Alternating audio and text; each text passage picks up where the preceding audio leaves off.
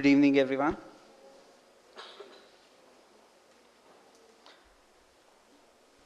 It is my great privilege and pleasure to welcome Ashwin Mahesh for the FAAA lecture today. He is speaking on the topic of the publicly managed city. Ashwin Mahesh is a social technologist and a public policy researcher who studies the way cities are growing in India. He studied to be an astronomer and an Antarctic climate scientist, and worked for a few years at NASA's Goddard Earth Science and Technology Center. But since returning to Bangalore in 2005, he has focused on urban development. His past research appointments include positions at IIM Bangalore, IISc, and the IIIT Bangalore. Recently, he established the Center for Public Problem Solving, an applied research organization to tackle public problems. His research and advocacy focuses on public problem solving. How can we strengthen our cities through collaboration between public officials and citizens? How much of what we expect our governments to do can be done by us instead? And how would our choices be different if we imagine government not only for the people and of the people, but also by the people themselves? Dr. Mahesh has successfully demonstrated that his approach to public problem solving works. He conceptualized and helped implement Bangalore's popular Big Ten bus service and has also helped steer many of the digital initiatives of the Bangalore Traffic Police. He also pioneered the community-managed restoration of lakes in the city and is part of a team working to develop a new regime of solid waste management based on segregation at source, recycling, and producer responsibilities. Dr. Mahesh co-founded and leads the social technology lab MapUnity, which works to apply technology to tackle developmental challenges. He is also co-founder of Lithium, India's first electric mobility solution for corporate transport. Dr. Mahesh is also editor of India Together, the National Public Affairs and Development magazine, which he co-founded in 1998. He was a regular columnist for many years with Rediff.com and now writes regularly for the Times of India and many other papers in Bangalore. He was a member of the Agenda for Bangalore Infrastructure and Development Task Force between 2009 and 2013, and also served as the urban research strategist for the government of Karnataka.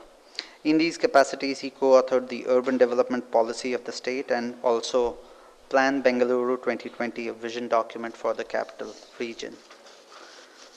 Dr. Mahesh is also the National Vice President of Lok Satta Party.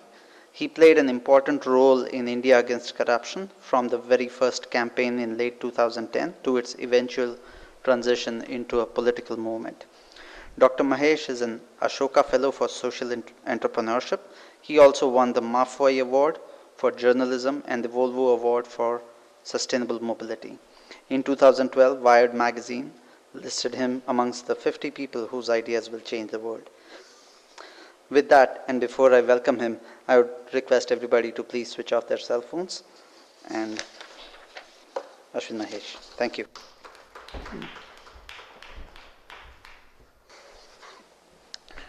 Good afternoon, good evening to everyone.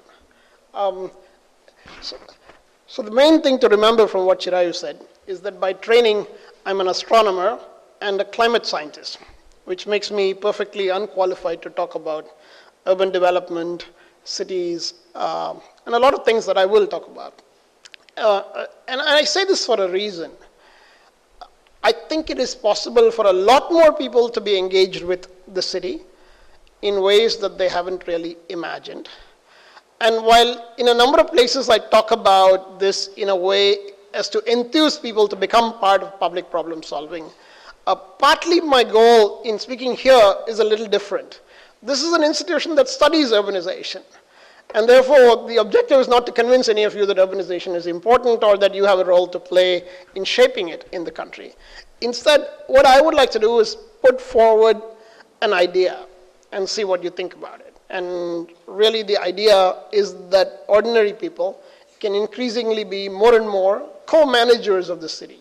That they're not merely residents of the city, they're not merely consumers of public services, that they're not merely on the demand side of public goods, but they're actually also potentially producers of those same public goods.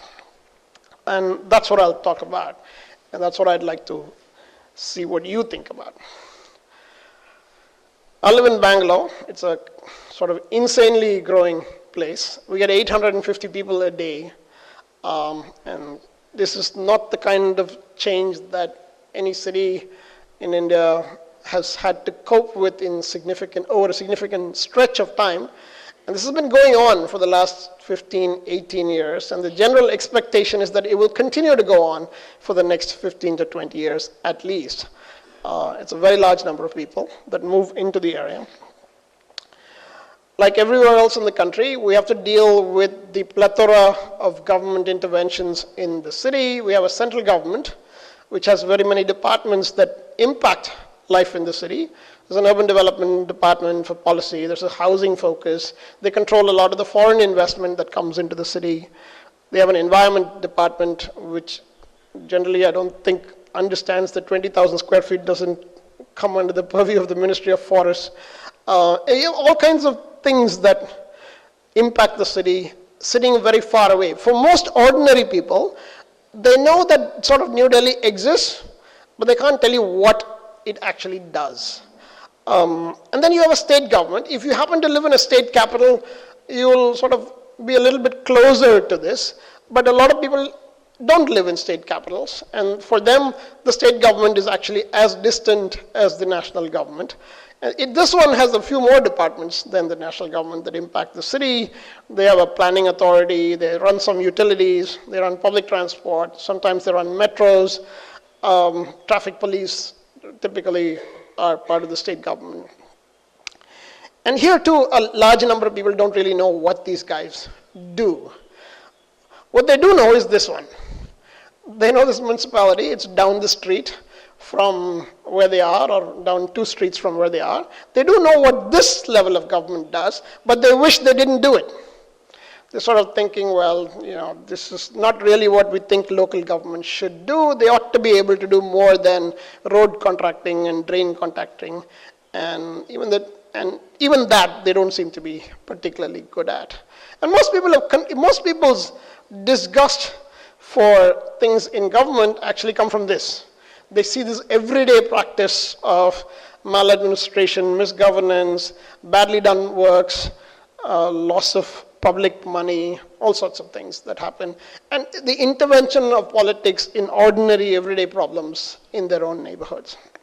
But the municipality is an important point of contact for citizens. And in Gujarat, you're actually a little bit fortunate that your municipalities do a few more things than elsewhere in the country. In Bangalore, the municipality really doesn't do anything other than build a few roads and a few drains. And they're really bad at both of them. They haven't even figured out that water flows faster in a cylinder than in a rectangle, although this was known in physics 200 years ago. So they have basic learning problems that they haven't overcome. And then, of course, we have academia. And I should take a minute to talk about academia, too, because academia has contributed to some of the problems. There's too many people who sort of tell us what should be done and how to do it and how they themselves would do it if they did it. But there aren't really that many people out there from academia who are taking practical knowledge and going and doing many of these things. And it could be a variety of there are a variety of reasons for this. We don't need to get into that. It's just a fact. The usual practice in cities, every once in a while there'll be in every state one set of people that say, oh, we recognize all this. We must do something. And then they'll write a book.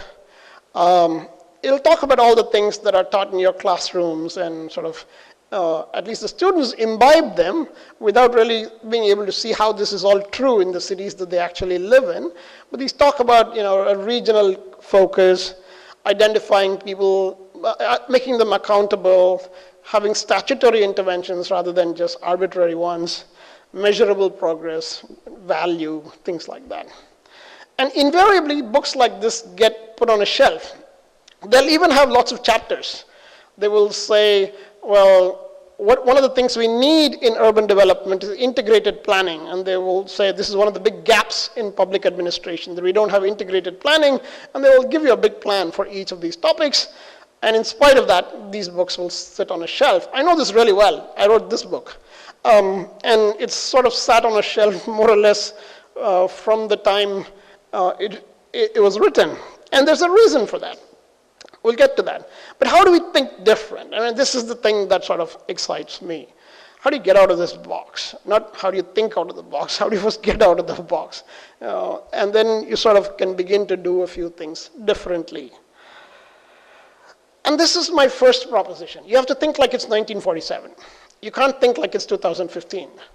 Because if you don't think like it's 1947, you live with the legacy of all the things that have happened since 1947, and you'll start to believe that these things are immutable, that these are givens. In 1947, there was an interesting situation. You had to create the government of India. You had to create the government of the states and district administration and all of these things. And you had a phenomenal amount of liberty to imagine these things in whichever way you wanted them and create them in whatever way you wanted. But sort of nowadays we think all that is fixed. That was fixed in 1947, 74th Amendment was fixed in 1992. It's almost like we take all that as a given, and there isn't an everyday effort to rethink the past and say, well, maybe the mistake is in the past, and maybe we should do something different about that. You have to really think like it's 1947. And if you thought like it's 1947 today, you would not set up a government that was so centralized in Delhi or centralized in state capitals. You would set up a government that was much more local, maybe even hyper-local in many of them. You would have a subsidiarist form of government, where all the things that can be done locally would be done locally, and only the things that couldn't be done locally would float up to higher levels. That's surely what we would do today. And then you have to think about this other thing, what I call government by the people. Now, whenever people talk about Abraham Lincoln's Gettysburg Address, and everybody knows the phrase, of the people, for the people, by the people. But it's kind of interesting. That phrase is used in a way as though all three parts of it mean the same thing. Like nobody's actually pausing to think, what is the difference between of the people, for the people, and by the people? But of course there's a difference between all the three. And that's why they're called out individually. And so importantly, I've been asking the question, what does government by the people mean? And along that line of thinking, I'm going to put this other proposition to you, which is that really it's not so important to know the solution. Today, the most pressing need is to increase the number of problem-solving people. And if you increase the number of problem-solving people, the real potential and the opportunity for lasting change in the country is in that focus. And so with these, I'm going to tell you a story of what I did. And I can't even pretend that I sort of went down this path with these notions or anything like that. These are sort of iterative in some way. But I hope the story that I tell you is partly reflective of what many more people can do, and partly suggests that there's a way to pursue this differently from how we've been going about it so far. Some few years ago, I sort of had this idea that since everybody has a telephone, if you sort of figured out the congestion of telephones, it would be equivalent to figuring out the congestion of people. So to figure out traffic congestion, you only need to look at the telephone tower network. You don't really need to look at anything on the street. And I worked with Airtel for a few years to sort of come up with a way of measuring congestion on the street using the intensity of transactions on each of their towers. Airtel at that time had 3,600 towers in the city, and there was a lot of data points. I'm not sure what I should do. Yeah, okay, very good. Yeah, it's a little bit like Airtel. So you have to make every call twice to talk to somebody. So I sort of poked around with this and got some idea of what traffic was like in the city. And then BMTC, the bus service in the city, used to have GPS units in the old days. India is a very funny country. We say things like, in the old days we used to have GPS. In most countries, once they get to GPS, it'll kind of stay, or they'll say, in the future we'll have GPS. But in Bangalore, we are privileged to say in the old days we used to have GPS. And there's a very funny reason for this.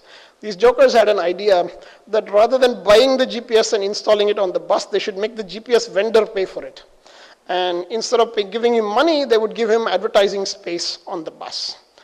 And this fellow barely knew how to do GPS, and these guys were trying to turn him into a media buying company. And he had no clue how to do that, of course. And then in the middle of this transaction, the chief minister showed up to say, well, the people don't know enough about me. My picture has to be put on all the buses. And so all the spaces that were given as advertising space to the GPS vendor, instead of that, they had the chief minister milking a goat or a cow or some such thing like that. And in the process, the GPS vendor became bankrupt. And that's how we sort of stopped having GPS on the buses. And as you can see, it's an insane system. I mean, even to tell stories like this, it's funny, but it's actually shameful in some way to say this is why we don't have GPS on the bus. But while we had GPS on the bus, you could convert the movement of the bus into indicators of traffic congestion as well, and that was the second source of data. The other thing we have in Bangalore is we have lots of police cameras. We have close to 200 of these police cameras in important junctions, maybe slightly more than 200 now. And if you look at the camera images, you can sort of convert those images into object counting exercises. It's fairly straightforward pixelation exercise. And then that would tell you what traffic conditions are like at every place, every junction where they had a camera. And if you put all of that together, you would get this. This is a real-time snapshot of traffic conditions in the entire city. That is, for the first time, you can actually see the city. Our guys have been trying to solve problems that they can't even see. They can't tell you where the housing problems are. They can't tell you where the air quality problems are. They can't tell you where the traffic problems are. They have an intuitive sense of some things, but they don't really have a sense of how large the problems are, where the problems are. And being able to see the city is an important part of tackling any problem. I should say one other thing. Virtually all of the stuff that I'm showing you was done free. And it was done voluntarily free. There's no government contract, nothing. It's just basically ordinary people doing useful things in some way. Then we sort of had one other idea. In the old days, the police used to have this sheet of paper on which they would write down traffic violations. One day I was sort of talking to a policeman and I asked him to show me this sheet. And it had only 8 or 10 lines on it. And I said, how many of these sheets do you have on a typical day? And he said, I have only 1 per day. And I was like, in a whole day, you're going to write down 8 violations? I mean, I can find 8 in the next 2 minutes. How come you carry this around the whole day and write down 8 violations? And he said, no, I usually do it during lunchtime. And I was like, what do you mean you do it during lunchtime? And you know exactly what he does during lunchtime to fill out those 8 sheets. And there was an even bigger problem. If his handwriting was legible, and if the data entry operator entered it correctly, if the computer did not have a virus, if there was power in the police station, if the internet connection worked, if all of these things were right, the thing would be sent to a database to say, find out who owns this vehicle so that we can send them a challan. And the database itself was only 50% complete, and 50% of that 50% was correct. And so by the time you went through all these hoops to actually challan somebody, most people would figure, they wouldn't even open it. And the few who opened it and would look at it and say, yeah, some fine from the traffic department, and they would throw it away. They didn't feel like it was necessary to pay any of it. The compliance rate was 2%. This month, the compliance rate is 85%. And all we really did is to say, you don't need all these things. The phone can do everything. It knows the location, it knows the timestamp, it can talk directly to the server, it can query the address database directly. All the things that you're trying to do through these intermediate steps can be done by the phone instead. Of course, a lot of young people didn't really like that because they were quite happy with the old system, but it's had its positive benefits. And then this became the BlackBerry-powered enforcement system that we have in the city. It's almost 5-6 years ago, Bangalore became the first city in the country to have an entirely digital enforcement system. We don't have paper. You can't write a paper challan. All challans have to be generated only on the BlackBerry system. All policemen have one of these things. And so essentially, and now we are trying to do something else, which is to say, if I say that you are driving or riding without a rear view mirror in your motorcycle, that is an observable violation, right? And all observable violations must be documented with a picture. So you can't just make accusations. For observable violations, the police are also required to take pictures. So it's moving towards evidence-based challans rather than accusation-based challans. Then we had some interesting stuff, which is, like in many cities, something would die, like a signal would die or a camera would die, and nobody would do anything about it for weeks together. And what I found is that there were maintenance contracts for all this equipment. Somebody was supposed to come and take care of it and fix it within 48 hours, some such thing. But it just wasn't bothered because nobody in the administrative system was looking at it. And so this was early in the mobile revolution. We set up this thing where if something went down, the local ACP would get a message saying this thing is down, please get it fixed. And if it wasn't fixed in 48 hours, the DCP would get the message. And if it wasn't fixed in a whole week, the additional commissioner for traffic would get the message. And the first week, the additional commissioner got 3,600 messages. So actually, Annoyance is a useful tool to fix some administrative problems. And so he called all the DCPs and said, fix it. I don't want to get so many messages on my phone. So people respond to all kinds of persuasions. Then we started mapping accident hotspots in the city, putting them on a map, and going to police stations where lots of accidents were happening in their jurisdiction, and we would say to them, why is your police station the worst? Everybody knew that the situation was bad, but being picked out as the worst one in the city made that police station work a little bit harder to fix a few things in their area. So essentially this accountability, fixing accountability on individuals, on individual jurisdictions helped tackle some of the problems. And the net of all that is that we built this thing called the Bangalore Transport Information System, BTIS. Normally, if you hear this phrase, Bangalore Transport Information System, you would think that it was built by the government of Karnataka or the city council or whatever, the traffic police in Karnataka.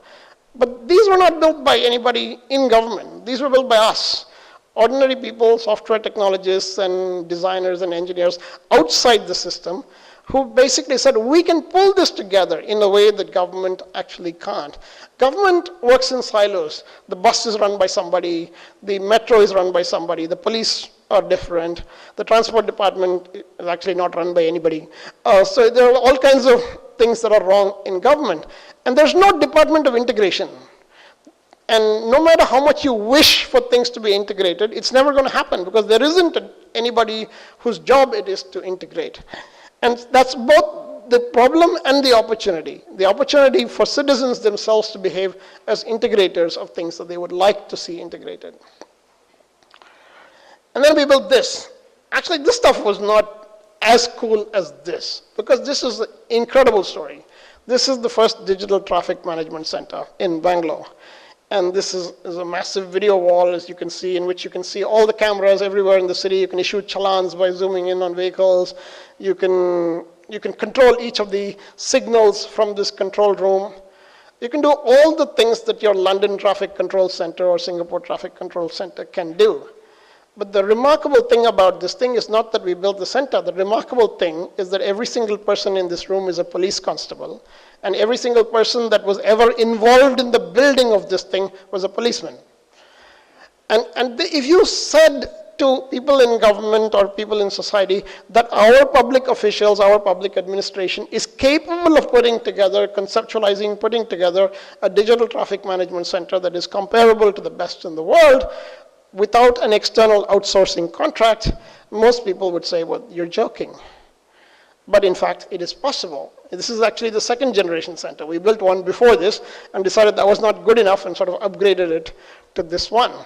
And many police commissioners from around the city, including Rakesh Asthana when he was here, and Sanjay Srivastava, and many people from around the country have come to see this. And the thing that interests them is not the technology. The thing that interests them is a very simple question. How did you do it without external contracting? And it is possible. And the way to do it without external contracting is to give the thing that is lacking in government freely, knowledge capital. There are people who know how to do these things. It's just that they've never engaged with public administration to go give their knowledge to create these outcomes. Professors of information science, designers, communicators, companies even. I remember when we bought a switch. It was called an L3 switch. It was from Cisco. It could handle thousands of wires simultaneously and sort of keep machines integrated. And the only thing I knew about a switch was the kind of switch you have on the wall. And so I went to Cisco and I said, well, we need a switch. I have no idea what kind of switch, so you guys have to come over here and figure out what kind of switch we need. And then you have to put the switch in this control room. You have to leave it there for 6 months. We'll see whether it works. If it works, we'll put out a contract for buying a switch. You can also bid. If you are the lowest bidder, we'll buy your switch. Otherwise, we'll buy somebody else's switch. And they did it. And they did it. And there's an important lesson here. One is you could say they're trying to grow the market. It's in their interest to do it. But there's another important lesson. We have been living in too many of our cities as though people don't care about each other, as though people don't care about the public good. It's very common to find people saying, nobody cares. But if you go around and asking people individually, do you care? 90% of the people will tell you, of course I care, but not everybody is like me. This is a very bizarre situation where, it's like finding out that all young people do something very devious, but the one person you're talking to is not like that, but you talk to every single person and they're all telling you the same thing. It can't be. There's something wrong. And what is wrong is that we are too willing to believe the worst about other people without actually asking and without realizing that to those other people, you are the other people. And we have to, if we sort of construct society as though we don't need to care about other people, that's exactly the kind of society that we'll get. Whereas if you sort of put people in situations that require them to do more compassionate things, to more empathetic things, many people will in fact do them. Then we did all the usual technology things. How, if an ambulance comes close to a signal, how can you sort of turn the signal green? You have all the pieces. So technically it's not very difficult to do. The funny part was the hospitals refused to put the GPS on their ambulance. This is the funny part. It's like everybody talks about ambulance being stuck. Why can't we do something about it? Why can't these damn police do something about it? The police wrote to every single hospital in the city saying, all you have to do is put a GPS on your phone or put this application on your Android phone. It's free. 90% of them wouldn't do it. Because it's just, they're so used to their systems of lethargy and the systems of complaining about how the other things don't work for them, that the basic interventions that they themselves were capable of doing, they were not willing to do that. It's not that anybody said, no, we won't do it. They would actually behave exactly like the babus. They would say yes and then not do it. And it was kind of weird to see that mirrored in society.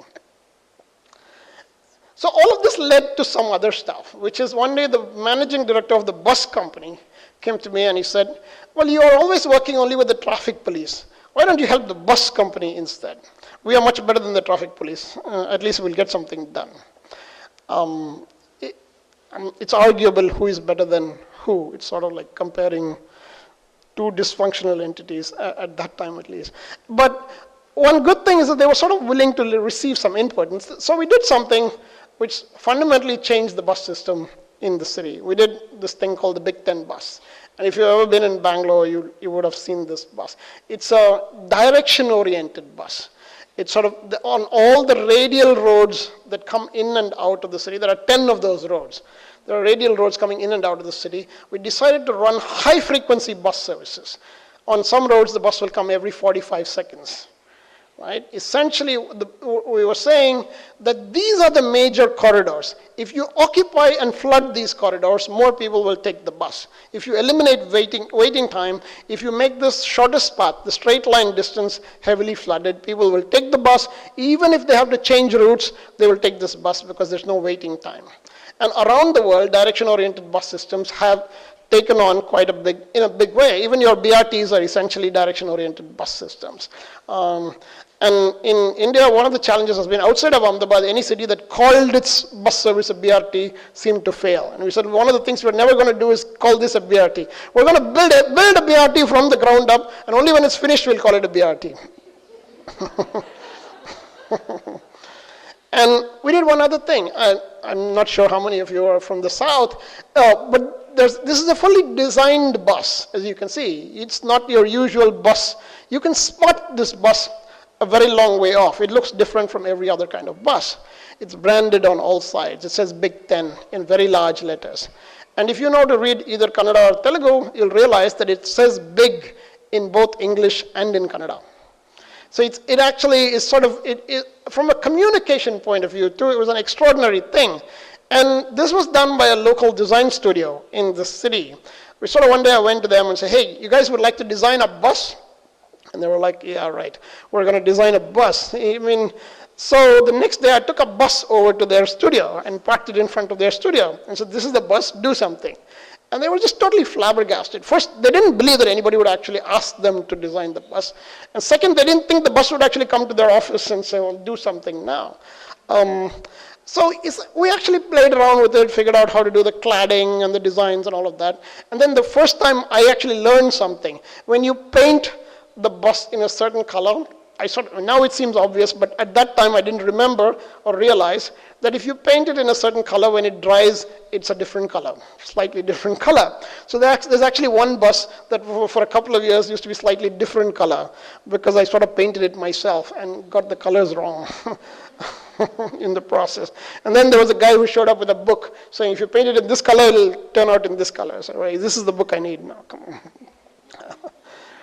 But it fundamentally changed the bus service. It's an extraordinarily successful bus service. It makes mountains of money for BMTC. They themselves are now implementing the second and third generation of direction-oriented services, long after I've sort of withdrawn from the process and started doing other things. And it's really sort of been transformative in many ways in public transport. On Hosur Road alone, the 65 buses that we added removed 15,000 people from their personal vehicles and brought them onto the bus. And that's when the bus company began to sort of sense that there was something really big here.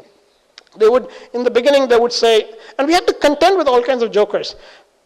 This is like I showed you, it's got some 10, 12 roads. Actually, there are 12 roads now instead of 10 because 2 more roads demanded the service after the 10 sort of happened. And it's still called Big Ten because the logo sort of is on every bus. So even though there are 12 roads, it's still called Big Ten. But one of the interesting things that happened was that on the first day when we started running the bus, obviously you have to sort of introduce new buses. So we started with like 5, 6 buses on only 2 of these roads. And in the first week itself, the media declared it a failure. But you hadn't even implemented the system to 15, you hadn't even implemented 10, 15% of the system.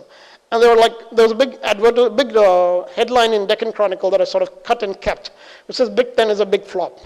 And there's tremendous impatience in the media about things that they expect to work. And for a lot of public officials, this is very challenging because they can't stand that kind of criticism in the press. Some minister will show up and say, what the hell are you guys doing? I'm getting blasted by the press, shut it down. In fact, even this, the minister often came and said, shut it down. And sort of you have to resist the pressure to shut it down and say, well, you may be the minister, but it's going to run for a while until we figure out if this thing works or not. And that takes a phenomenal amount of intervention from the public, from other supporting political capital, all sorts of things. And then they would show me this data. They actually one day came and said, well, we're going to shut down the bus because it's losing money. And I said, you guys must be really stupid. People are hanging from the door of the bus. How on earth can it be losing money? What do you expect to make money? They ride on top also? And of course, they were not losing money. It's just that they didn't know how to read the data. They were sort of making all sorts of wild assumptions that were not even true. And one of the assumptions they were making was that about 20% of the people or 25% of the people on the bus would have bus pass. I said, these are arterial road buses on some of the largest roads in the city. How is it possible that only 25% of the people would have bus pass? When was the last time that you measured it? And the funny answer, they never measured it, actually, ever. It was not like 2 years ago or 3 years ago. They basically said, we have an approximate idea. And their approximate idea was not based on any approximation, really. It was first based on the idea, and then the approximation was added to it. And when we actually measured it, we found that 65% of the people had bus pass. So the bus was making an insane amount of money, but these guys were ready to shut down the bus service because they thought it was losing money. So this is why you need to get involved, because there's a lot of peer gaps, knowledge gaps. things don't happen because the wrong thing happens because not enough people are in the system to point out that the wrong things are happening. And then we did this. This is at Vittal Malya Road in UB City. If you've been there, you'll sort of see this.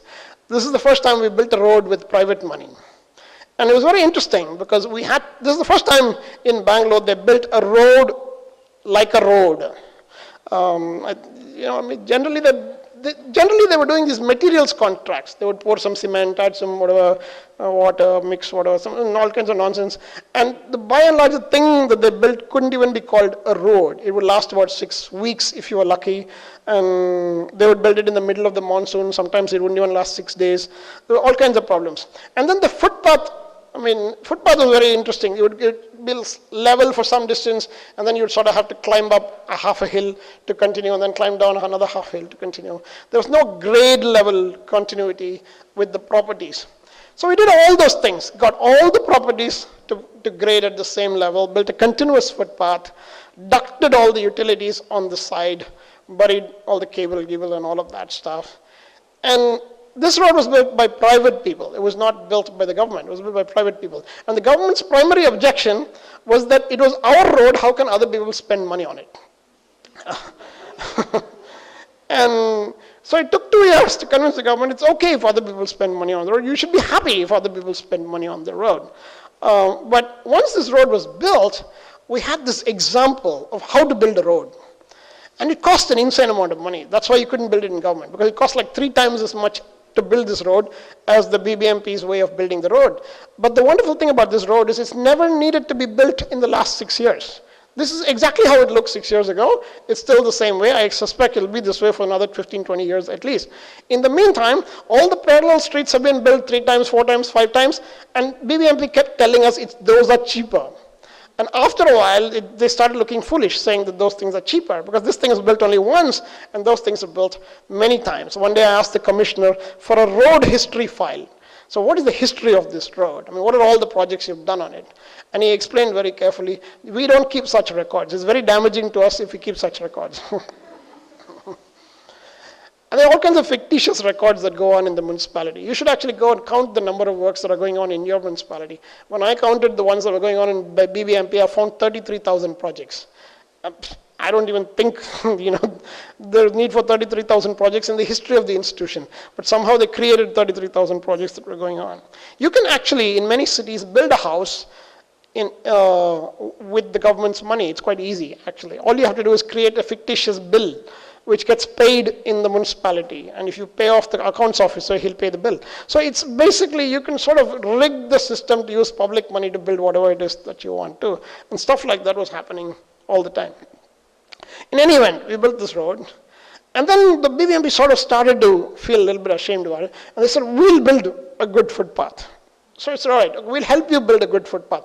This is a 14-kilometer long footpath from Kundalali Junction up to Hope Farm.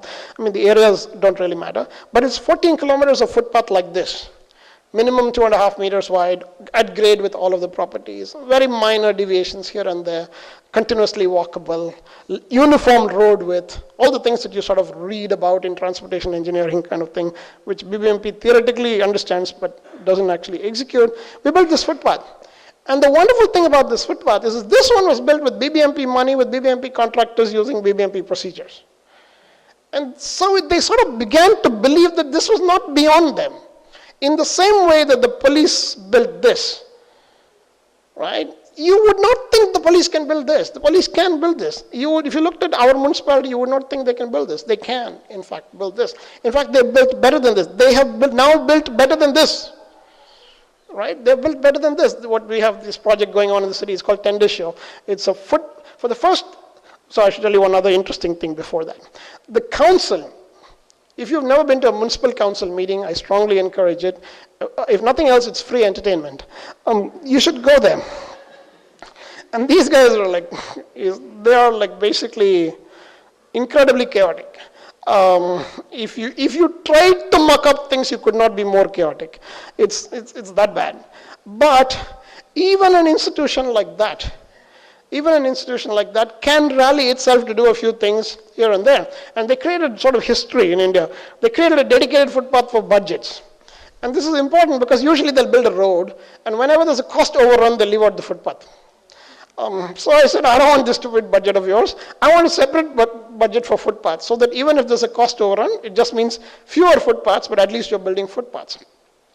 Even then, there was some jugad. Some 12 guys took money for their wards to build footpaths in areas where it was not needed at all. So the second year, we had to increase the budget so that they could take their money, and then there would still be money left to build the footpaths wherever it was needed. So you had to do stuff like that. But, we got footpath budget. And now we're doing this remarkable thing. This is 55 roads of footpath widening in the city. A minimum 3-meter wide footpath, sometimes on both sides of the road. This is St. Mark's Road, which is, it's incredible to think that on St. Mark's Road you can build footpaths like this. And there's all sorts of criticism, pushback of the vehicle owners, everybody hates it. There's all kinds of things, but it's still happening. For the first time, the city is sort of starting to say, people who walk have rights. And those rights are going to be protected in the same way that people who drive have had certain privileges. And if there are going to be trade-offs, let's be honest in talking about these trade-offs. Let's not talk about these things only when people who walk are getting benefits like this. It's an interesting political learning too. I won't talk about metro. Metro is mostly like a toy train in Bangalore. But hopefully one day they'll finish digging that tunnel. It's almost like Escape from Alcatraz now. So you kind of, and they're digging with that rock chisel kind of thing. Roughly at that pace it's going. These guys are actually not so bad. I once went to the housing department, the slum housing board or some such thing it's called. So I was doing this review, and if you ever go to a government department, when you're sort of like influential or powerful or whatever, if you go to the government department, the first thing they'll do is they'll sit you down and they'll give you a slideshow. It'll say, welcome to Honorable so-and-so, or some nonsense like that.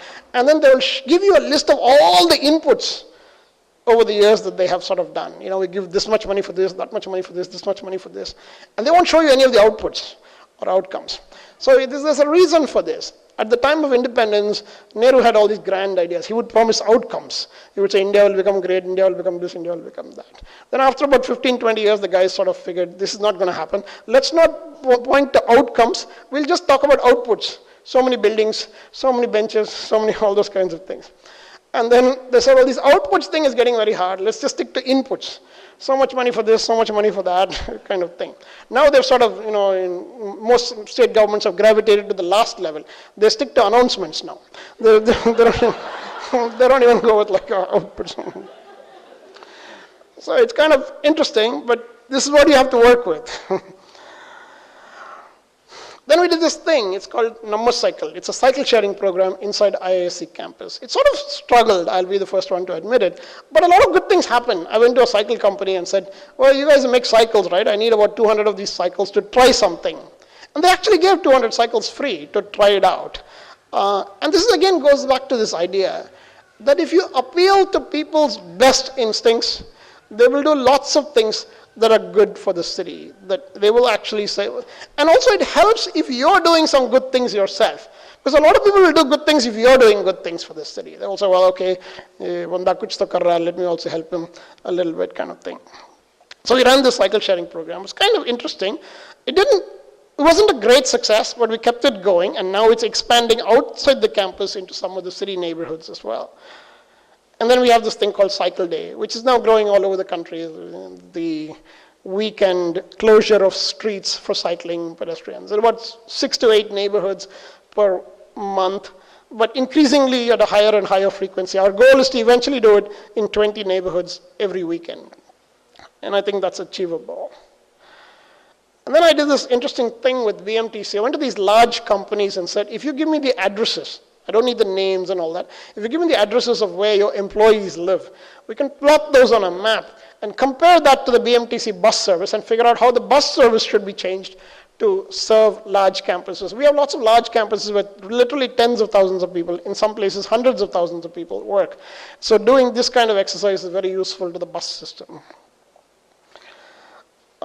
This is an example of a recent local intervention where in the Whitefield area, the residents came up with their own revision of traffic flow in the area and got the traffic police to implement it. About 90% of the people seemed to like it. There will always be a few people who didn't like it or for whom it was a little bit of an inconvenience. But it was a good learning experience that you could actually work with the police to suggest improvements in various things. And they seem willing to take some of these ideas. This is stuff that I'm starting to do now. It's called Lithium. It's an electric taxi service that I'm trying to build out. Everybody knows that 50 years from now, you're not going to be running cars on oil. Everybody knows that 50 years from now, not all of us can be in our personal vehicles. That shared transportation will become that much more common and useful and necessary. But what we don't seem to know is when will that transition happen? It's almost like I know what's going to happen in 50 years, but I'm not able to tell when during those 50 years it's going to happen. And so one of the things that I've sort of thought is that, well, it's going to happen on the day that people decide that I'm going to try to make it happen. And from there, it starts to get better. We'll have to see how it succeeds, but I think it has some interesting possibilities. But more than that, I want to come back to this idea of public problem solving. Public problem solving happens for two kinds of reasons. You have to own the problem. You have to say that this isn't somebody else's problem. It's actually my problem as much as it is anybody else's problem. And I am an important part of solving that problem.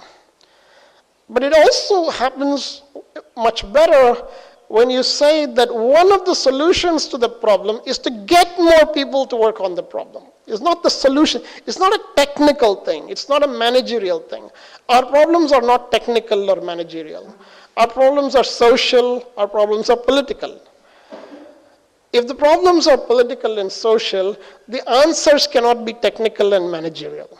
The answers too have to be social and political. So at some level, you have to create a social model in which more and more people become problem solvers. Then another important component is knowledge as social capital. Every one of us in this room is well educated. We have extraordinary capacity to give to the public system things that we know, to make that system stronger, more efficient, more capable. But a very small percentage of this educated population is actually engaging with the public system. Most people are waiting for Gandhiji to be born again in the neighbor's house. So it's kind of, that's how it's going. But in fact, the minute you get involved, there's a lot you can do. There are two things to think about here. One is that we have, in Bangalore especially, there's lots of these people who are very prosperous because of the IT industry. There's lots of high-paying jobs in the city. It's probably the most middle class of the large cities in the country. And a lot of people will tell you that they feel personally very successful in their lives. You ask them how they're doing in their jobs, how they're doing in their careers. They'll tell you about lots of things that they're doing that they consider to be very successful. Yet these same people, not only in Bangalore, but in every part of the country, yet these same people will tell you, if you ask them to fix some local problem in their own neighborhood, they will immediately tell you that they can't do that. It's a kind of schizophrenia, if you ask me. That with one side of your brain, you think you're a super achiever and you're on some trajectory to Mars, but with another side of the brain, you can't even make the most small thing happen in your own neighborhood. We've allowed ourselves to live this dual life in which we feel simultaneously successful and unempowered. And we sort of have to break that by saying, this can't be difficult. It's just about some small thing that's been done for 200 years. How hard can it be? A lot of people will come and complain about how, one agency came to lay the road and another agency came to dig the road the next day. I'm sure it's very common in Ahmedabad too. It's a normal, I think it's part of the standard operating procedure in India, how they sort of go about city management. But in areas where citizens actually pay attention to what is going on in their communities, this doesn't happen. This kind of stuff would not happen in my neighborhood. Before something like that, before projects happen in most neighborhoods, there will be local ward engineers, local water board engineers who will come and say, this is what we plan to do. that if you are an everyday involved person in city government, nobody will come and do chaotic things in your neighborhood. The chaos that you see on the street reflects your lack of participation, and that's really the problem. The problem is not merely their chaos.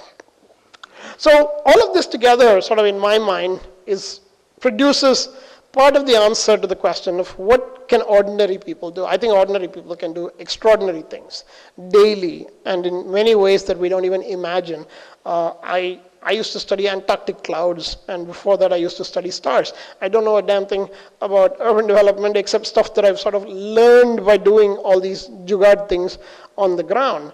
And I feel like if I can do it, many more people should be able to do it. People like you who have formal education in all this should be able to do this in your sleep. Even BBMP sometimes does it in its sleep only, but that's for a different reason. So now we're starting to do another set of things. I mean, I showed you a lot of stuff to do with mobility. I want to now spend a little time telling you that this thing can scale. A lot of people think it's all right to do small civic things, but how is that ever going to scale? I generally point out to them that this is not a small civic thing. There are 800 buses that run on the direction-oriented system. This is not a small civic thing. This is by no measure of civic can you call these things small. These are extraordinarily large things in public administration, and it must mean that there are more and more things that you can do like that. So we're now building the Bangalore Environment Portal, which will capture air quality. I set up a weather, so I did the usual small thing. Set up a weather station in your house first. Measure only one thing first. Measure temperature, then measure humidity, then measure carbon dioxide, all the things that are easy to measure. Then go find a sensor that can measure SOx and NOx and various other things that are a little bit harder to measure. Then put the same sensor in 3 other people's house.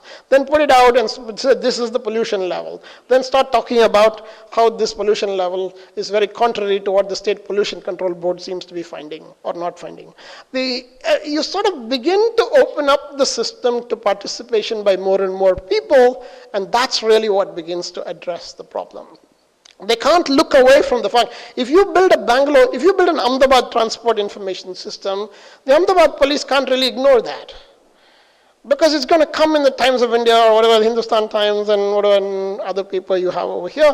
There's going to be a story about it that begins to come up. And the system begins to engage with you because you do things that are part of the system. So here's I'll tell you what some fun stuff that I did. This is the stuff called, now I'm calling this Safe Bangalore, but when I first built it, it was called CID network. I mean, CID is not a good word these days, but especially in Karnataka.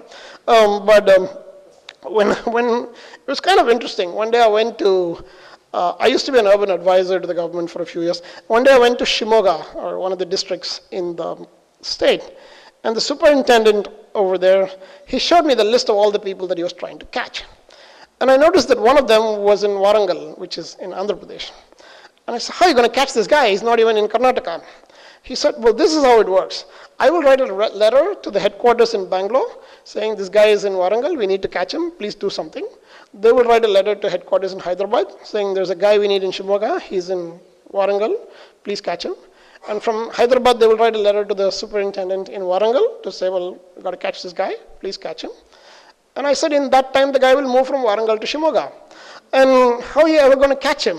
And many of you, especially the older people, I'm sure, you remember Veerappan. This is basically what he did.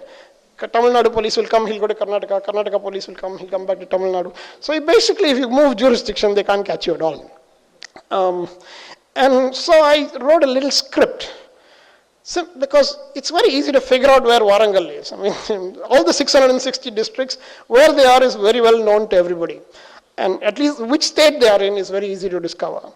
And so we wrote a little script, my friend Sridhar and I, we wrote a script to figure out, based on every policeman's list of people to be caught, who should be intimated by this, rather than sending it through this chain of headquarters to sub-headquarters and all that rubbish. And 2 days after that, Chidambaram, who was then Home Minister, he was speaking at some place in Trivandrum. He announced this as the Interstate Coordination Network among CIDs for South India. And I was thinking, it's not even on a proper server yet. It's on my, And 3 years later, one day, I got a call from a policeman in Kerala saying, "Sir, your CID network has died." And I'm like, "What do you mean my CID network has died?" For those 3 years, they actually used it among all the South Indian states. I had completely forgotten about it. I let the domain name expire. And so it's only when the guy called me up and said, "Well, this domain name is expired and our CID cooperation thing is not working." I said, "Okay, but not a bad thing. Let me try to help you." So I renewed it for 10 years or something like that and just sort of forgot about it again. But it was useful, and we tried to catch all kinds of people, narcotics peddlers, guys with outstanding warrants, all kinds of jokers that you really don't want to encounter. But it was a good experience. And now we're sort of trying to repurpose a lot of that for what we call Safe Bangalore, a public safety platform for the city. Then I decided to build a heritage system. This is kind of fun because I used to volunteer a little bit with some heritage organizations. And when I was a member of the Abide Task Force, we did some restoration work in historical areas. And there's a very nice reason to do this too. In India, we have this thing that I call the 6-step history of India. Most Indians know only 6 steps of history: African caveman, Indus Valley civilization, Mughals, British, Indira Gandhi, me. This is broadly what they teach you as history. If you ask people what's the local history of Guwahati, I'm like, where is Guwahati now? And so most people don't know the local history of their own town. Forget about the local history of some other place. So I said, it's very easy to fix that. All you need to do is collect all the information, put it on a platform, and then sort of make it easy for people to know it. So we started doing timelines and galleries and map data and traditions. Now we do all kinds of things. The tradition thing has really caught on because I added cuisine to the tradition stuff. So all these various people who are interested in cooking are sort of sending me various recipes to add to all the heritage websites. We added a local heritage website for 75 cities in India out of the same code base. And now to add one more city is just 2 seconds of work. Just select the city, the platform will come up, and then you can add whatever data that you want to. We built an Ahmedabad heritage system also with some work that I did with people here, with Professor Vasavada and others. Once I came to do some work here. And there's quite a lot of stuff that you can do. Just if you have the right tools, there's a phenomenal amount of stuff you can do.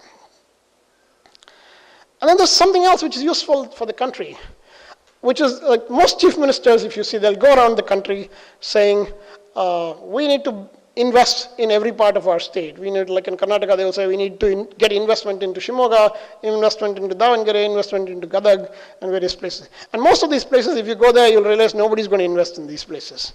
You've got to be mad to invest in these places. And the reason is very simple. They've not organized themselves to tell you what they're already good at. Why would anybody invest in places that don't tell a good story about their own economic potential and their own economic development? So we built these industry cluster analysis to be able to tell what is each region good at and use that in investors' meets. Right? Imagine going to Vibrant Gujarat and saying district by district you have a way of showing what those districts are really good at and what the trends for the last few years have been. In Karnataka it's really bad. At least you guys have something. In Karnataka, our own revenue minister will steal our own money and invest it as his money. And they'll call that investment. It's kind of luckily he went to jail for a few years. Yeah, all kinds of jokers in Karnataka. It kind of keeps you occupied.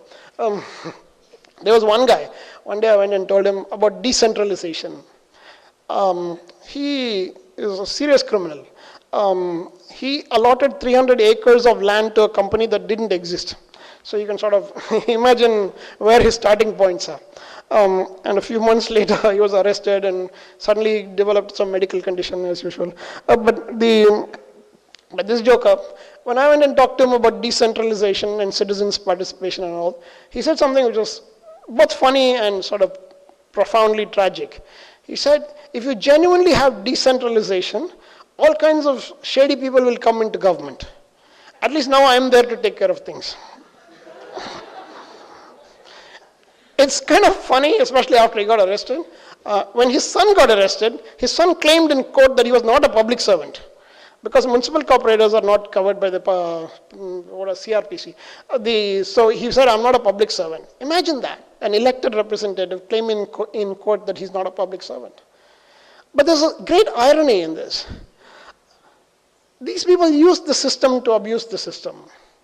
He's using the fact that he is the minister to deflect the claim that there should be decentralization. He's saying, what do you know? The people have elected me. I represent the people. And this is something for everybody to think about. If we don't go and try to fix things, we can't blame anybody for it. They actually use the system as reasonable defense against any claims that you make on it. Then all of this, I should have said this earlier, all of this at a technology level, the transport, the environment, the safety, the heritage and tourism, and the business cluster analysis, all of this at a technology level, for those of you who are scientists and engineers, you'll realize this. It's GIS, it's MIS, it's mobile technology. So there's a common stack of technology that can anchor all of this together and make each of these platforms easy to build. And so one of the things that we're building is this India's smart city platform. Except that unlike a lot of the other smart city platforms that people are talking about, ours is going to be super lightweight and mostly free. And it's not going to be only for the cities. We believe that more than smart cities, what you really need is smartness in the city. It's not about governments being smart. It's about businesses being smart. It's about citizens being informed and making intelligent decisions out of being informed. And it's also about governments being smart. If you have separate things that happen for government and for citizens, invariably that produces its own kind of problems. And this is really a good example of that. This is another thing that's really taken off in Bangalore. Most people think of Bangalore as a garden city. Actually, in my mind, it's a lake city. Even today, there are 185 lakes in the city. And there are 198 wards. So literally in every ward, there is a lake on average. And most people's houses are within 500 meters of some water body. And these water bodies are actually very nice because we have reasonable weather year-round. They're great outdoor spaces. Most people who live near these water bodies, if they were nice, would never go to Cubbon Park or any of the big parks in the city because these are as good as going to those places. This place on the left is called Puttenahalli Lake. Puttenahalli Lake actually became quite famous as the place where citizens first started cleaning lakes in the city. It was done by one of my neighbors primarily. She lives above me, a lady named Usha Rajgopalan. And one day Usha came to me and said, look at this damn thing. It's supposed to be a lake. Why don't we do something about it? So we cleaned the lake, literally. So 5 or 6 of us, we sort of started cleaning up the lake. And the municipal corporation people came and said, who the hell are you to clean the lake? I thought about telling them I'm the municipal corporator, but I thought that would be a little bit of a stretch. But so we said, you're not taking care of it. What's your problem if other people take care of it? And sort of you push that system hard enough at some point, they said, okay, you take care of it. And then over a period of some year and a half, we turned the picture from what's on the left to what's on the right. Right? It's even better in some pictures.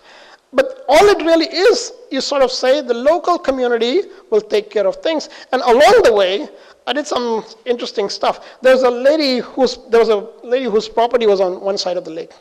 And as we were sort of fencing the lake, she came and said, can you not leave 20 feet for me to access the lake privately, directly from my house? So I said, why only 20 feet? We'll put the fence around your house. You'll be able to access the lake from anywhere in your house. And she didn't think that was very funny. She said, you don't know who I am. I'm so-and-so's mother, so-and-so's wife, and all of that stuff. I said, I've never heard of these so-and-so people. But in any case, we'll do one thing. We'll sort of have a conversation about it the next day. And the next day, we actually went over to her side of the lake, and some 15 to 20 of us went over there to talk to her. And a remarkable thing happened. This woman who had told us one day, you don't know who the hell you're dealing with, I'm going to stop you from fencing the lake properly. Now she said, well, obviously what you're doing is the right thing. It must be fenced. The fence must be put in the right location. No exceptions. If necessary, I'll pay for it. And there's a lesson in this. When you participate, decisions change. Corruption is about private transactions that happen when nobody is watching. If more people watch, if more people participate, you actually get public good outcomes. There's an even funnier thing. There used to be a peepal tree somewhere, I can't tell where. One day there was a guy who came and cut the tree. And so Usha went over to him and said, why did you cut the tree? And he said, well, this is a people tree. If you're not careful, people will convert it into a shrine, and then something else will come up. It'll just be too much of a pain to take care of it. So we thought best to cut it. And so we said, well, nobody has bothered to convert this into a shrine. There are lots of people here every day. And in any case, who the hell are you to cut it? And he said, well, I'm the local, whatever, corporator's brother-in-law, or the local party president of some BJP Congress, something like that. Something that clearly had nothing to do with cutting trees. And so I said, you'd better not touch any more trees. And he said, I've been telling the municipality to cut this tree for a long time. They're not totally ignoring me, so I thought I would do it myself. And I went home and I wrote a letter to 6,000 people in the area saying this guy thinks that just because he's the local dada, he can cut whatever tree he likes, and he needn't bother to ask anybody. And in the evening, the municipal corporator came over to my house and he said, sir, you do whatever you like, but please don't tell 6,000 people about me.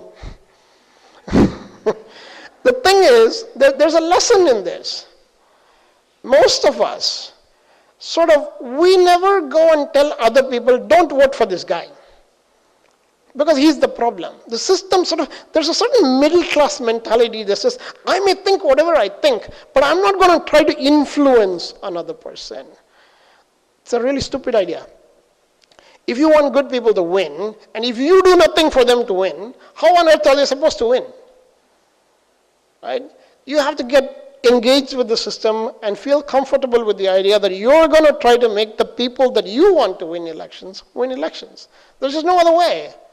If you want to go to an exam and pass the exam, imagine if you told yourself, well, just don't bother going to the exam. You're not going to be able to pass the exam. It's the same thing. You can't really crack these things. And now we have close to 40, 50 lakes in the city, which are handed over to local communities. And there's an interesting story there too.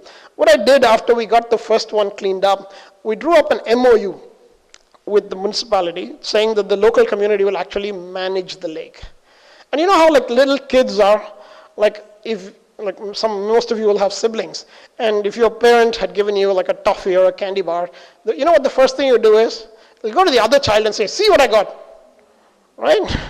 And that's exactly what I did. I took this MOU and I went around the city to other lakeside communities and I got an MOU to manage the lake myself. And these guys all went to the municipality and said, why the hell did you give this only to Ashwin? Give this to me too.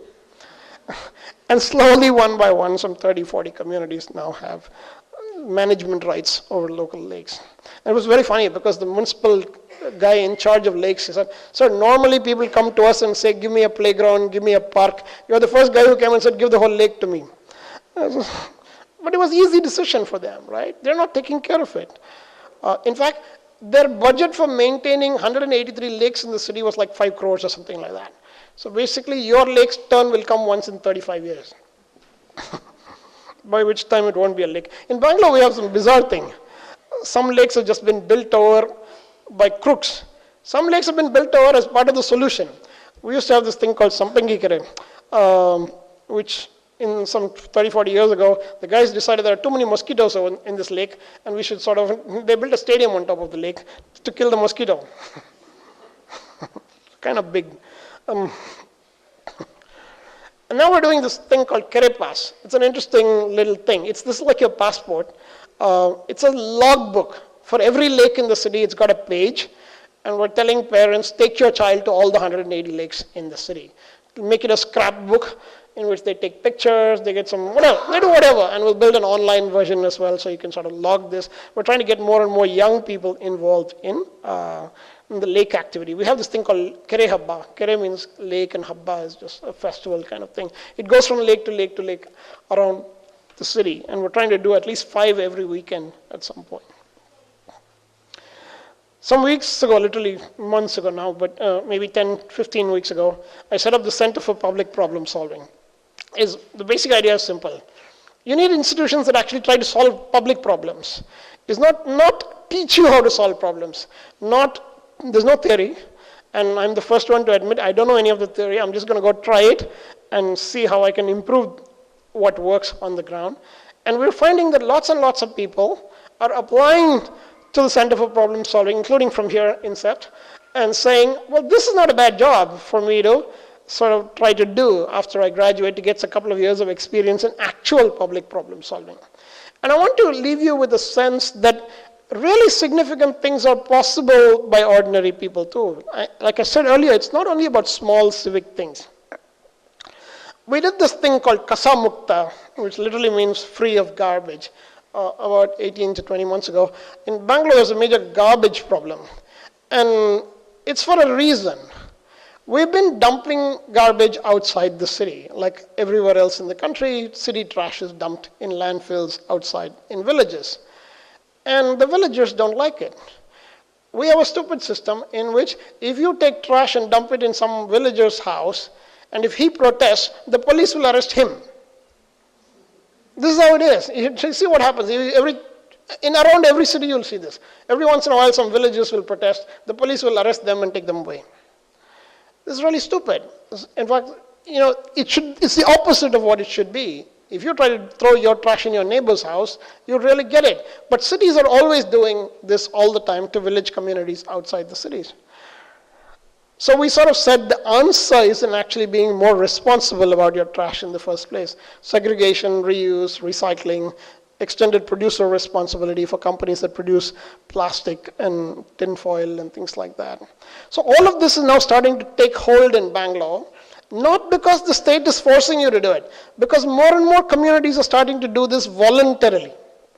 One of the things that we got done is that we separated municipal waste handling in large campuses from normal household waste handling. So people who live in apartment communities, people who work in large campuses, they manage their own trash. So about 1/3 of the city has now moved away from the municipal system to a system of managing its own trash using empaneled contractors. They can choose who they want to go with for waste disposal. So there's lots of service providers that have come up as a result of this. It's something that's growing in scale also. Some months ago, I sort of wrote to the Prime Minister's office saying, you need to pass a law. If you really want Swachh Bharat, I mean, think about this. If you really want Swachh Bharat, it can be done very simply. All you need to do is pass a law that says you can't take trash from one area to another area without the permission of the receiving area. If you pass this law, it'll work backwards from there, and you will be forced to handle your trash more responsibly. As long as you can externalize your costs, you have no incentive to manage this thing yourself. So we're hoping, we call this dumping saku, which saku in Kannada means enough. So we're trying to get the Prime Minister to introduce the dumping saku law. Hopefully at some point it'll happen. Then I did one other thing with a bunch of other people. It's called Mattandu Kaveri. Mattandu means one more in Kannada. We're trying to see how the city can get an equivalent amount of additional water as what it is getting now. Now we're getting about 1500 MLD of water from the Kaveri, and we're trying to create a system using a combination of things: lake restoration, dual piping, water conservation and harvesting, reuse of treated water. There's some 6 groundwater recharging. If we did all of these things together, we can get one more river's worth of water in the city. Bangalore is a very unique place. Even today, it rains more than the piped water supply. The rainfall is more than the piped water supply. And yet we're sort of always thinking, when are we going to run out of water? Every once in a while you get these huge news articles that says, Bangalore will go dry in the next 7 years or 8 years. It's not at all necessary to have those kinds of fears. All you really need to do is work with a certain amount of sense about what the needs of the future are and fix these things. Then we're doing one other thing, which is sort of fun, because this year, the companies are forced to give money to do good things, thanks to the CSR law that got passed. And some companies are starting to take this seriously and say, let's do sensible things with this money rather than useless things. Lots of companies do things that they don't know anything about. Companies that make shoes will be running schools. The shoes won't fit you properly. I mean, the schools are going to be that much worse. See, you have to do things in areas that you really understand what you can do. So we set up one interesting program this year. It's called a Neighborhood Improvement Partnership Challenge. Civic groups and welfare associations in each area can propose a civic improvement project, and through a competition, 5 groups will actually win 12 lakh rupees each to actually carry out the civic improvement in their area. And we think we can get lots of people interested in civic improvement by channelizing corporate source. This is money from just one company. If you did this from 10 companies, you could get 100 projects like this going in the city every year. Then we did something else, which is incredible when you think about it. Bangalore is the largest city in India without a commuter rail system to connect to the suburban cities, or the satellite cities. Bombay, Delhi, Madras, Calcutta, they all have suburban rail systems. In Bangalore, we sent a proposal to the Government of India, to the Planning Commission, in 1983. They're still reading it. And various kinds of things will happen. People will fight with each other. We had a very fortunate time when the Chief Minister and the Railway Minister were both from Karnataka. But that was the fortunate part. The unfortunate part was each wanted the other out. And so like between the two of them, we couldn't get anything going in this thing. But the commuter rail system was actually proposed by a group called Praja. They went and studied the tracks. They went and studied the trains that are actually running on the tracks. They figured out what the capacity to add more trains to the tracks is. And they actually made a full-fledged proposal on how to run the trains in Southwestern Railway, got this funded, got this accepted, and a special purpose vehicle set up in Indian Railways to run this thing. We still need to actually operationalize it. But this is a remarkable thing when you think about what a citizens group can do. Actually get a major Indian Railways project. Indian Railways itself struggles to get its projects going sometimes. To have an outside group come and set up a project in Indian Railways is incredible. Only a few more things. Then we run this thing called Citizen Matters. It's an online publication in the city. And Citizen Matters put out an interesting book. It's called Living in Bangalore. It's a book about how to live in the city, how to engage with the water board, how to engage with the electricity company, how to engage with the municipality. It's really a book about the interface between governance and living in the city. And a lot of companies sort of give this book to employees that move to the city first, saying, well, you really want to find out how to live in the city. It's a very easy book to read. It's like $100 or something like that, so it's quite cheap. And it's also available in Canada. So books like this are also, and now we're trying to make this into an app that people can just have on their phone to be able to educate themselves. This is another thing that I'm incredibly proud of. It's called the Namma Bengaluru Awards, or basically our Bangalore Awards. Every year, we give awards to people in the city who are doing good things for the city. So we started it 6 years ago. Rajiv Chandrasekhar, who's a member of parliament, myself, and one or two other people started it. And this is the 6th year. We recently had the 6th edition of the award ceremony. This year we received 76,000 nominations citywide for people doing good things in the city. We have every category. We have public officials, elected representatives, RWAs, individual citizens. You name it, we have a category: social entrepreneurs, young people, foreigners resident in the city, city people living in foreign countries. All sorts of categories are there to be recognized as people doing things for the city. It's actually a very prestigious thing. Over the last few years, it's become something that a lot of civic groups aspire to. And I'm hoping this year we'll get 100,000 nominations at least. And we actually had to go out and hire KPMG to do audit of the process because it was just getting too much for the jury to manage the whole thing itself. And then we have one other thing which is kind of interesting. It's called the Bangalore Political Action Committee. The top picture is from the launch of BPAC with Mohan Pai, Narayan Murthy, Kiran Shah, and a few others. So we actually have business leaders who are engaged in politics and public problems. They're not contesting elections, but they are openly political about what they want to see happen in the city. During elections, they actually fund candidates that they like publicly and transparently, and sort of they push for things that they want to see happen in the city, which it's actually quite a nice thing to have people of great personal reputation as achievers in industry also stand up for public good outcomes like this. I wish more cities have this. Now we're getting inquiries from more cities, Bombay, Gurgaon, Pune, saying, how do you set up this political action committee? And so one more thing we did in this political action committee was that we started holding these classes. This is like a 6-week or an 8-week program for people who want to contest municipal elections. So these are taught by serious people, like professors of public policy, professors of governance, but the students are people who want to contest elections. Right? So we've already had 2 batches of 50 students, and the 3rd batch is about to begin. Even if like 10% of those people contest elections, that would be 15 people who would contest elections out of a public interest focus like this. And we think we can produce 100 such students every year. Imagine over a 5-year period, you produce 500 students. You can do all sorts of projects in the city. So which brings me to sort of the sum and substance of all this. I think cities need to focus on problem solving. This is the part that we all understand. We want cities to focus on problem solving.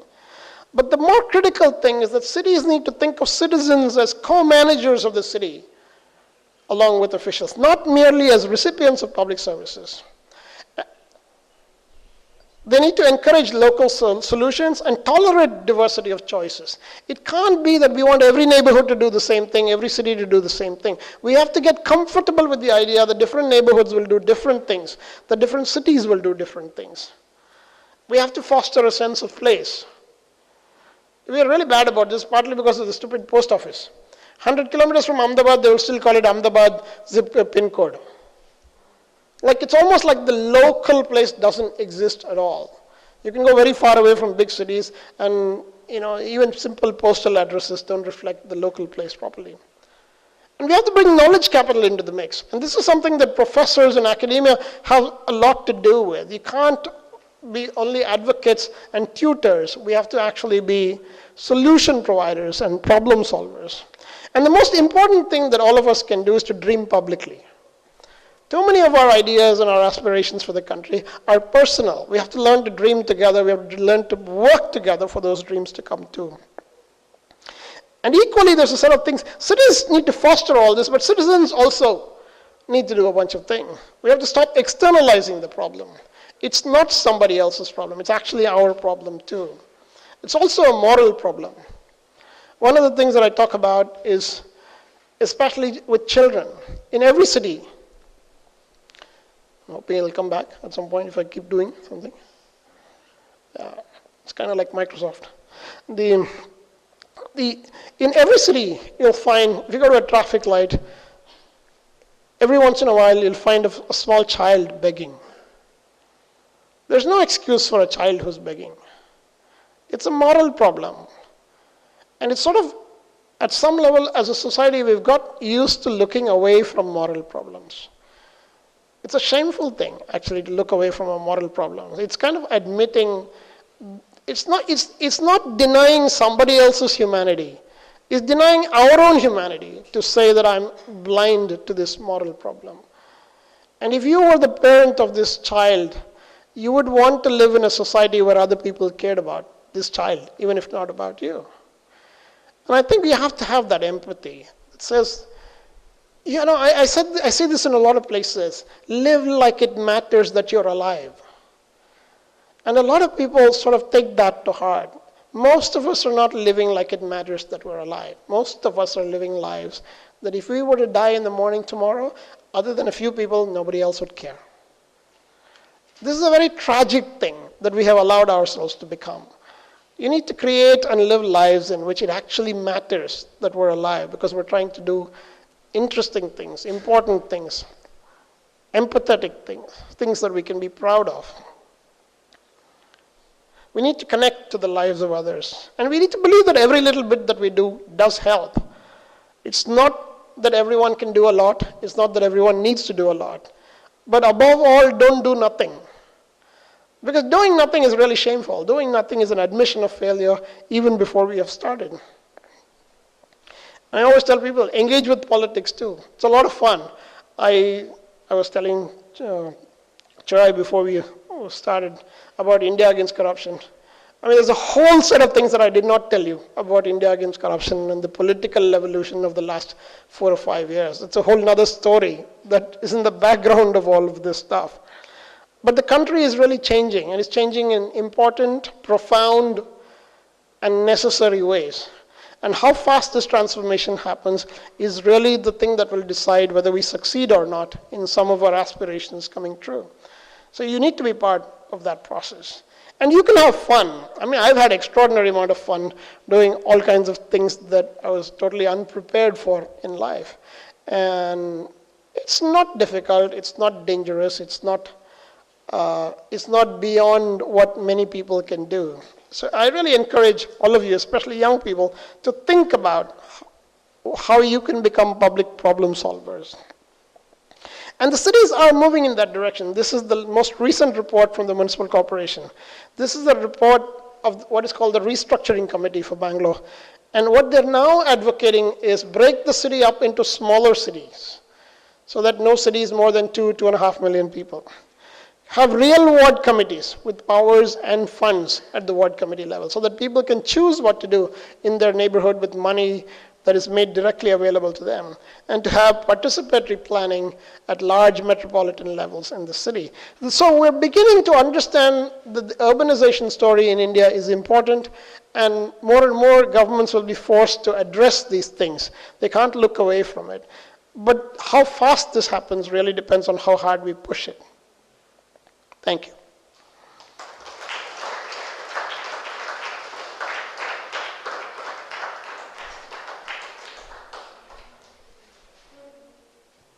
Happy to Questions? take questions, comments, advice. We can take a couple of questions at a time, maybe 2 or 3 questions, and then you can answer to them. Sure, yeah. Hello. Yeah. So, thank you for the insightful presentation. We really enjoyed it. So, apart from being a student here doing Bachelor's of Planning, I'm also the co-founder of a startup called Transpose. So, you spoke about computer vision for traffic mobility issues, and we presented this idea at IIHS in Bangalore, and we actually received a fund for that too. Now, when we tried to implement this in Ahmedabad, the whole idea, we tried to interact with the government for various permissions, and even though the media keeps talking about how essential intelligent mediums are required and things such as these, we found it really hard to convince them to mobilize our efforts. So what would be your suggestion to actually encourage the government to take interest? So even though we spoke to the commissioner and we spoke to various officials, even though we received a positive response, when the procedure actually reached the point where we had to place a sensor at heights and get the video feed and things such as these, we received nothing, like it was blank. So it's kind of demoralizing and kind of breaks the whole thing. Okay, I'll address it. We'll take 1 or 2 more questions. Yeah. Anybody else? Okay, I'll talk about this and then we can sort of come back to that if you want, because it's a fairly important point. If I was the police commissioner, I would ignore you too. And that may be a blunt thing to say. But one of my good friends was police commissioner in Bangalore for a while. And he would say, Ashwin, there'll be a guy, he'd come to my office and say, it's insane the speed at which people are driving in front of my house. I absolutely need you to put a speed breaker in front of my house. And his neighbor will come the next day and he will say, some moron has filled the street with speed breakers and now they're proposing to add even 1 more. Can you please make sure that no more speed breakers are added? And he would sort of listen to both of them and call both of them together and say, you two come back with a common solution. And then I will implement it. And the reason I'm saying this is partly because they are bombarded with people coming and saying, let's try this, let's try that, let's try this, number 1. If you were in their position, you would try to filter the number of people who came and the kind of people that came, because you can't possibly listen to everybody. There isn't enough time to listen to everybody. So what you would do is first you would ask yourself, if I tell this person to go away, will he come back? And if the answer to that question is no, you can be sure he will tell you to go away. The very first thing that they are checking for is persistence. Right? I'm not saying you're not persistent, but there's a reason why the system behaves like this. It's a highly irrational system. The police commissioner, the traffic commissioner has never done anything to do with traffic until he became traffic commissioner. He doesn't understand your solution any more than the average other persons out there in the city. It's new to him too. I'm not saying that your technology isn't right or your vision isn't right or it can't be done, but they don't have a mechanism for cracking this in a way that absorbs knowledge and works with it. And invariably also they are sort of always worried that people come asking for money, that people will say, okay, fund this or pay me to do this. right? I mean, very few people, in fact, one commissioner told me, only idiots like you will come and do everything for free. Actually, we need to set up a system in which more and more people feel inclined to do things for free. I'd be happy to give you data that you can sort of try stuff with if you want out of Bangalore. There are interesting, yesterday I was at I was at a competition called CODS, something data sciences, whatever. Xerox and a few other companies had organized this. Students at VIT in Tamil Nadu, students at IIIT in Delhi, students at one or two other colleges working on social technology approaches to traffic management kind of thing. So there are such initiatives going on in the country. It's not, you might also end up in this unfortunate situation where your city police commissioner is really a jackass. It can happen because there are many guys out there who are sort of should have retired or been expelled from the system a very long time ago, but our system dutifully carries them through to about 40 years of service and 30 years of pension. So in a way, you could get stuck once in a while with that. But by and large, if you're persistent, it will pay off. The unfortunate part is that sometimes you have to be really persistent, that you have to give months of effort for that to happen. But I can, I will say from my personal experience, by and large, very few things that I have tried did not work. In many cases, it required a very long period of effort. But by and large, they did work. And as the first few things started to work, the time period needed to make subsequent things get accepted became better. So I would encourage you to stay the course, but try for parallel action in other places. It doesn't have to be your city. It can be any city. It doesn't have to be only these people. It can be anybody that takes your idea and runs with it. Find that ecosystem in which you are welcomed, and then you'll start to feel better about what you're doing too.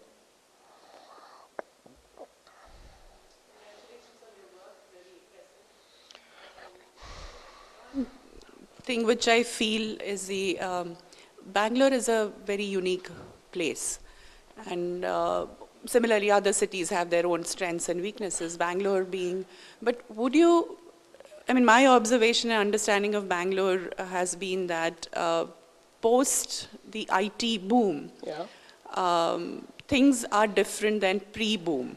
So, I mean, there are more resident welfare associations, there are more citizens groups, there are more NGOs, there are more activists out there post IT boom. Do you see any connection? That might be factually correct, but most of the welfare associations are not made up of IT people.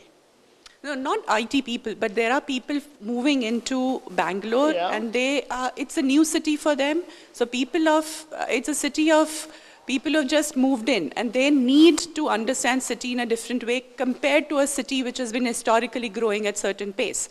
So do you see a difference, and is there anything in that concoction one can do something else vis-a-vis other? It's hard to say. I've sort of seen these sorts of things in Mysore too, which is a much smaller city, but in that sense it's a much more settled and historical city. It's not new like Bangalore. There too, people are getting interested. What is different, in Bangalore we've had 15 years of citizen involvement in public problem solving. It started with S.M. Krishna's government and the Bangalore Agenda Task Force, which was continued in Yediyurappa's government through the Agenda for Bangalore Infrastructure Task Force. And there's a nice evolution to it. When Krishna set up BATF, it was really his thing. But when Abide was set up by Yediyurappa, Abide began to behave as though it was its own thing. So there was Yediyurappa and there was Abide, and they didn't always agree with each other. Now we've reached a stage where it's no longer necessary for the government to set up these bodies. They exist themselves. And they are independently able to push the system to do different things. It will take time. But what I would say is that it's easier for other cities to repeat what works in a few cities like Bangalore. I've seen stuff work well in Gurgaon, for example, and maybe for the same reason, because it's a new city with different kinds of people moving in. It doesn't have to be that different kinds of cities create or foster different kinds of engagement with city government. It usually helps if a few people lead. This is the thing that really distinguishes it, in my opinion. If a few people lead, then the rest of it becomes easier. In systems where there is interest but no leadership, it's harder to sort of make this thing stand up. Any other questions?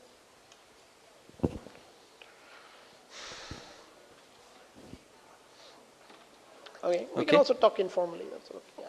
Yeah. Yeah, maybe we can continue the conversation afterwards outside. Yeah. May I? Yeah. Thank you.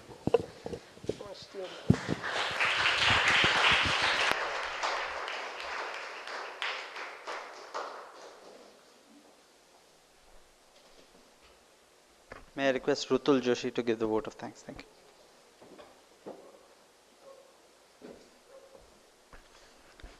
I think and every time we talk about Indian cities and our civic space or civic engagement, we always clouded by cynicism unless you're following Mr. Ashwin Mahesh's work or following his Facebook posts. I think he tells us two very, very important things when it comes to citizenship and civic engagement. First is our civic duties. We often feel guilty, and we often hear from government sometimes tauntingly that it's your problem. We have created infrastructure. You are the one who's not really fulfilling it. And the second part of the civic duty is really making the governments accountable. I think he has addressed the both. First is how to carry on our civic duties effectively, and at the same time, by doing that, how do we make the government accountable? And that's quite unparalleled to what a lot of other people have done. I'm a big fan, and I really like the idea of public problems, a center for public problem solving. Thank you for coming here, and I think our young students need to hear more and more people like you. Probably should have Ashwin Mahesh in every city. That would really help. Thank you very much.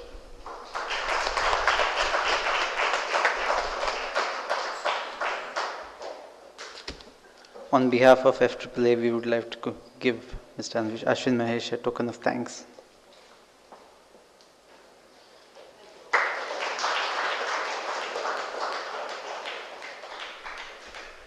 Thank you all for coming, and we will have the next lecture in the FAAA lecture series in early April. Please look at our website www.faa.org.in.